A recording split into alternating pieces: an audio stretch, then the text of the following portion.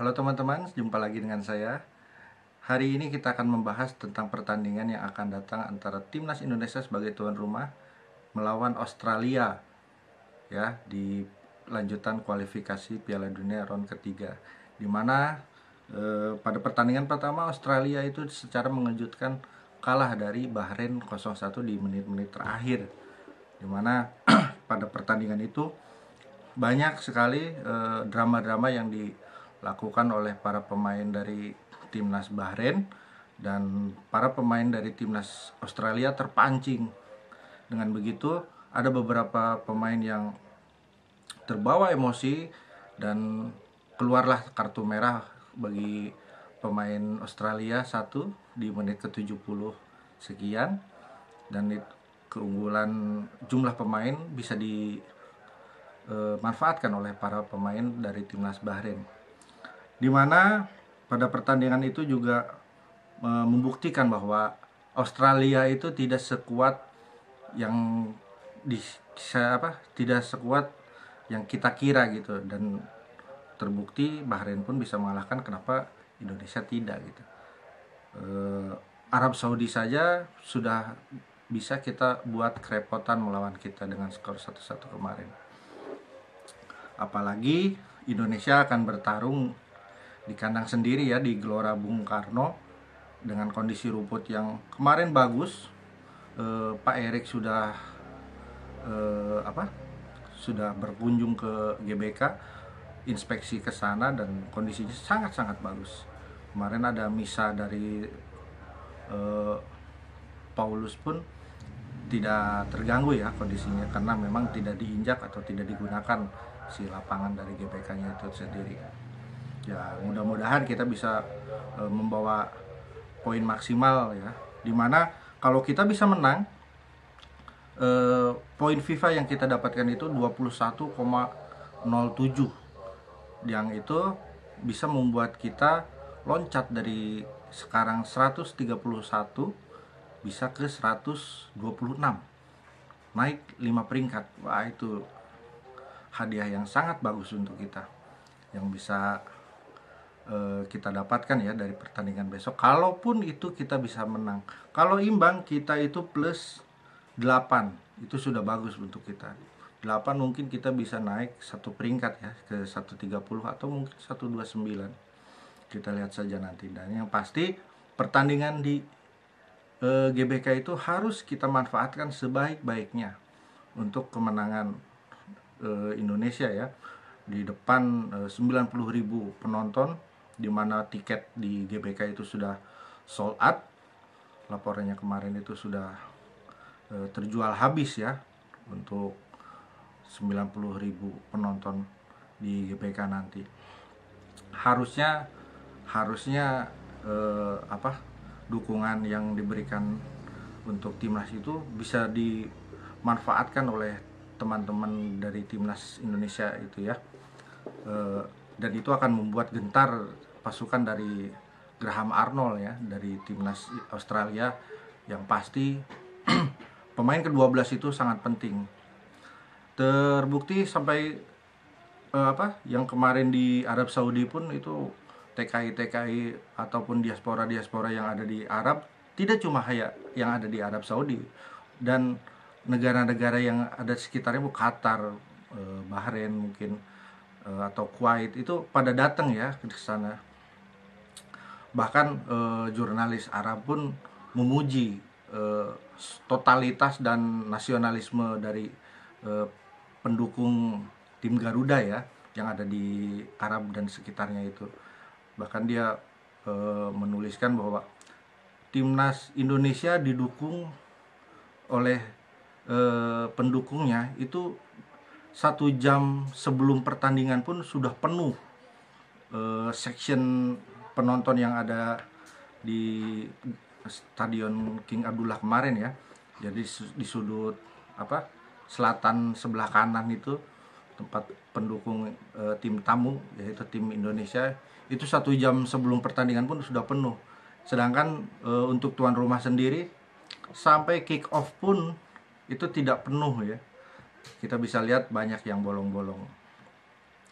Dan supporter Indonesia yang fanatik dan banyak itu di mana-mana ada, itu memang menjadi magnet tersendiri ya. Bahkan FIFA dan AFC pun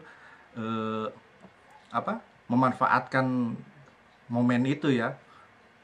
Ya seperti kita lihat di sosial media, FIFA maupun AFC itu banyak mengunggah berita-berita tentang pertandingan Arab dan Indonesia tersebut gitu, termasuk penyelamatan Martin Paes ataupun gol yang diciptakan oleh Ragnar Uratmangun kemarin. Mudah-mudahan pertandingan besok itu kita benar-benar bisa memanfaatkan keuntungan kita sebagai tuan rumah di hadapan 90.000 penonton. Kita bisa meraih 3 poin dan bisa meraih poin FIFA maksimal ya, 21,07. Yang kedua, hari Jumat kemarin itu Pak Erik tidak ada angin, tidak ada hujan, tiba-tiba salaman aja sama Mes Hilgers dan Eliano Reitzner ya.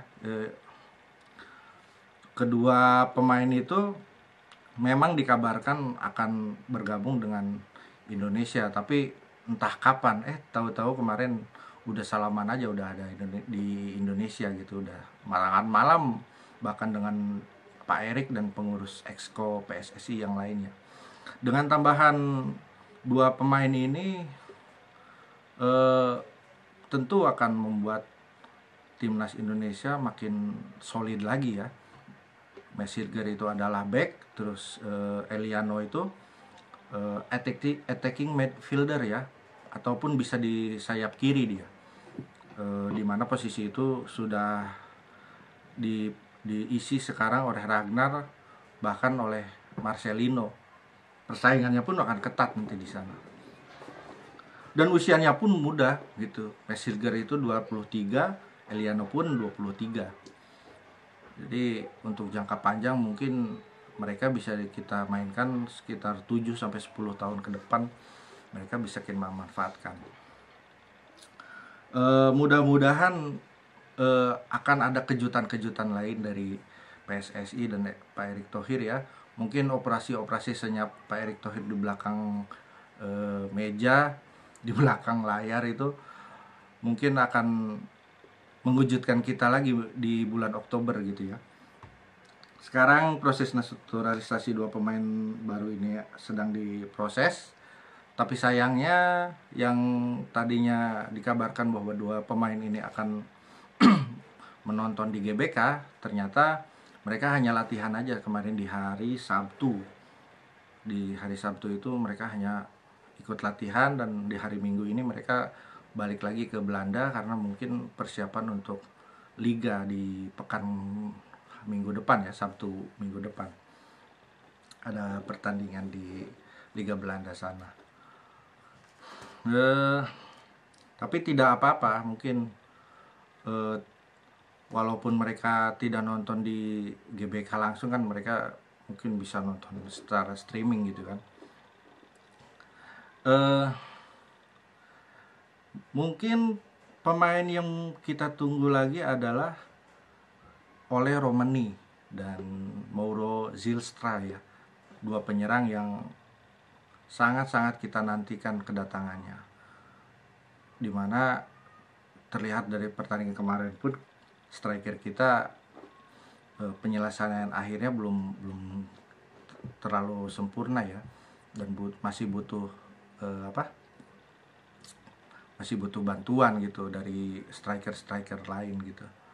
Dan Ole Romani dan Mauro Zylstra ini sangat cocok profilnya dengan timnas Indonesia, dengan permainan timnas Indonesia yang mengandalkan serangan-serangan dari sayap dan umpan-umpan direct dari Tom Haye maupun dari Ivan Jenner dan Nathan ya. Mudah-mudahan sih di bulan Oktober nanti mereka sudah salaman lagi sama Pak Erik ya. Walaupun nanti di bulan Oktober kita itu tandang semua ke Bahrain dan ke Cina. Tidak apa-apa. Terus bagaimana dengan Elkan Bagot? Nah, ini yang menarik. Elkan Bagot sampai saat ini STY pun kemarin diwawancara di media dengan Pak Arya itu mengatakan sebaiknya Elkan saja yang mengatakan ada apa dengan dia gitu, bukan saya. Nah itu pernyataan STY yang agak-agak membuat kita penasaran, oh ini ada apa sebenarnya, sampai-sampai STY kok kayak gitu. Tapi emang bagaimanapun STY itu tidak akan memulai duluan, karena dia kan punya apa namanya, punya prinsip ya. Kalau dengan Elkan Bagot dia bisa melemah, nah yang lainnya ini akan melakukan sesuatu yang eh, seperti Elkan Bagot juga gitu. Karena seperti kemarin Ragnar Oratmangun di wawancara sama bola.com juga, apa sih perkataan yang perkataan dari STY yang sangat kamu ingat.